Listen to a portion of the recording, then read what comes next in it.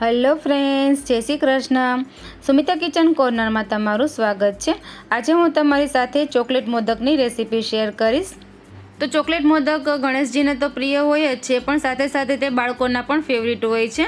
તો ચાલો બનાવીએ એકદમ સ્વાદિષ્ટ એવા ચોકલેટ મોદક. જો રેસીપી સારી લાગે તો વિડીયોને લાઇક કરજો, શેર કરજો અને ચેનલને સબસ્ક્રાઈબ કરજો. તો ચોકલેટ મોદક બનાવવા માટે આપણે સૌથી પહેલાં પેનમાં 1 કપ દૂધ લઈ લેશું. તો આ બધી પ્રોસેસ આપણે ઓફ ફ્લેમે કરવાની છે. તેમાં આપણે 1 ચમચી ઘી એડ કરશું ને 1 કપ મિલ્ક પાવડર એડ કરશું. આ બધી સામગ્રીને આપણે એકદમ સારી રીતે મિક્સ કરી લેશું. લમ્સ ન રહે તે રીતે આપણે સારી રીતે મિક્સ કરી લેવાનું છે. ત્યારબાદ તેમાં આપણે મીઠાશ માટે ખાંડ નથી વાપરવાની, આ રીતે મિલ્ક મેડ લીધું છે તે આપણે 1/3 કપ એડ કરશું. તો આ રીતે આપણે 1/3 કપ કન્ડેન્સ મિલ્ક લઈ લીધું છે, તેને આપણે પેનમાં એડ કરી દઈશું અને તેને પણ આપણે સારી રીતે મિક્સ કરી લેશું. ત્યારબાદ આપણે આ લાડુને વધારે રીચ બનાવવા માટે તેમાં 1/3 કપ ઘરની ફ્રેશ મલાઈ એડ કરશું. જો તમારે મલાઈ એડ ના કરવી હોય તો તેને ટોટલી સ્કીપ પણ કરી શકો છો. પણ અત્યારે વધારે સ્વાદિષ્ટ અને વધારે રીચ લાડુ બનાવવા માટે આપણે આ રીતે ઘરની ફ્રેશ મલાઈ લીધી છે, તેને પણ આપણે સારી રીતે મિક્સ કરી લેશું. તો આ બધી પ્રોસેસ આપણે અત્યારે ઓફ ફ્લેમે કરી છે. હવે આપણે પેનને ગેસ ઉપર લઈ લેશું અને ગેસની ફ્લેમ મીડિયમ રાખીને આપણે કન્ટિન્યુ ચલાવતું રહેવાનું છે. મિશ્રણ તળિયે ન બેસે તેનું આપણે ખાસ ધ્યાન રાખવાનું છે. થોડું આ રીતે ઘટ થઈ જાય ત્યારબાદ તેમાં આપણે 1/4 કપ ડાર્ક ચોકલેટ એડ કરશું.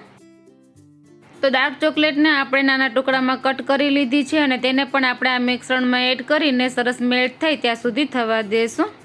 તો ચોકલેટ એકદમ સારી રીતે મેલ્ટ થઈ જાય ત્યાં સુધી આપણે કન્ટિન્યુ ચલાવતું રહેવાનું છે. ત્યારબાદ તેમાં આપણે ચોકલેટનો વધારે ટેસ્ટ અને કલર લાવવા માટે આપણે 1 ચમચી કોકો પાવડર એડ કરશું. તો મિશ્રણ થોડું આ રીતે સરસ ઘાટું થઈ ગયું છે. હવે તેમાં આપણે 1 ચમચી કોકો પાવડર એડ કરી દઈશું. તેને પણ આપણે લમ્સ ન રહે તે રીતે મિક્સ કરી લેશું. તો આપણે કન્ટિન્યુ ચલાવતા રહીને આ મિશ્રણ ઘાટું થાય ત્યાં સુધી થવા દેવાનું છે. આ મિશ્રણમાં લમ્સ ન રહે તેનું આપણે ખાસ ધ્યાન રાખવાનું છે. તો સ્પેચ્યુલાથી તેને આ રીતે પ્રેસ કરીને આપણે તેને સ્મૂથ કરતા જઈશું. તો લગભગ 5 થી 7 મિનિટમાં મિશ્રણ સરસ આ રીતે ઘટ થવા લાગ્યું છે, તમે જોઈ શકો છો. પણ હજી આ મિશ્રણને આપણે 1 થી 2 મિનિટ થવા દેશું, જેથી કરીને તે પેનથી એકદમ સરસ છૂટું પડી જાય.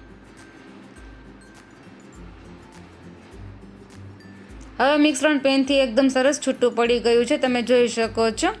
તો મોદક બનાવવા માટે આપણે પરફેક્ટ મિશ્રણ તૈયાર થઈ ગયું છે. હવે આપણે ગેસની ફ્લેમ બંધ કરી દઈશું અને આ મિશ્રણને થોડું ઠંડુ થવા દઈશું.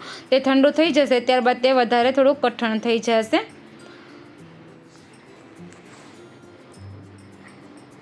હવે આ મિશ્રણને આપણે ગેસ ઉપરથી નીચે લઈ લેશું અને તેને 5 થી 7 મિનિટ ઠંડુ થવા દેશું. તો 5 થી 7 મિનિટમાં મિશ્રણ આ રીતે થોડું ઘટ થઈ ગયું છે, તમે જોઈ શકો છો. હજી આ મિશ્રણને આપણે 2 થી 3 મિનિટ ઠંડુ થવા દેશું. તો હવે આપણું મિશ્રણ એકદમ સરસ ઠંડુ થઈ ગયું છે અને તે મોદક બનાવવા માટે પરફેક્ટ છે. તેને આપણે થોડું હાથેથી મસળીને એક પ્લેટમાં લઈ લેશું.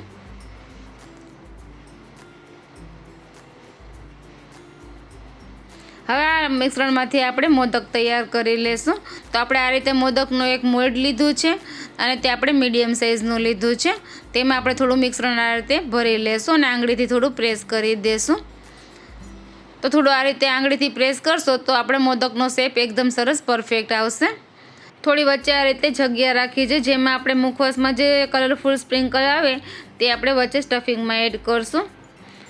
જો તમારે આ સ્ટફિંગ એડ ન કરવું હોય તો વ્હાઇટ ચોકો ચિપ્સનું પણ સ્ટફિંગ કરી શકો છો અને તમારે એક પણ સ્ટફિંગ ન કરવું હોય તો એકલા ચોકલેટના પણ મોદક બનાવી શકો છો. તમારે સ્ટફિંગ કરવું કે ન કરવું તે ચોઈસ તમારા ઉપર છે. તો આ રીતે આપણે મોલ્ડને ખોલી લેશું અને આપણો પરફેક્ટ મોદક બનીને તૈયાર છે, તમે જોઈ શકો છો. તો આ રીતે આપણે બધા મોદક રેડી કરી લીધા છે અને મોદક સ્વાદમાં પણ સુપર સ્વાદિષ્ટ બન્યા છે. તો ફ્રેન્ડ્સ, તમને આ ચોકલેટ મોદકની રેસીપી પસંદ આવી હોય તો તમે પણ ગણેશજીના ભોગમાં આ મોદકની રેસીપી એકવાર ચોક્કસથી ટ્રાય કરજો અને તમારા અનુભવ મને કોમેન્ટ બોક્સમાં જરૂરથી શેર કરજો. અને આ સિવાય પણ મેં મારી ચેનલ ઉપર અલગ અલગ મોદકની રેસીપી શેર કરેલી છે, તેની લિંક હું ડિસ્ક્રિપ્શન બોક્સમાં અને આઈ બટન ઉપર રાખી દઈશ, તમે તે ચેક કરી શકો છો.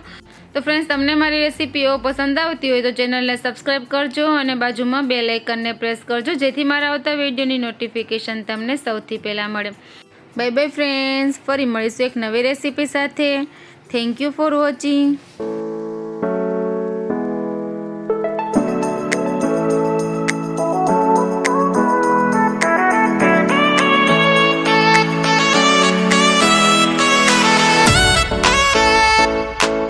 તો ફ્રેન્ડ્સ, તમને મારી રેસીપી પસંદ આવતી હોય તો ચેનલને લાઇક કરજો, શેર કરજો અને સબસ્ક્રાઈબ કરજો, અને બાજુમાં બેલ આઇકનને પ્રેસ કરજો જેથી મારા આવતા વિડીયોની નોટિફિકેશન તમને સૌથી પહેલાં મળે.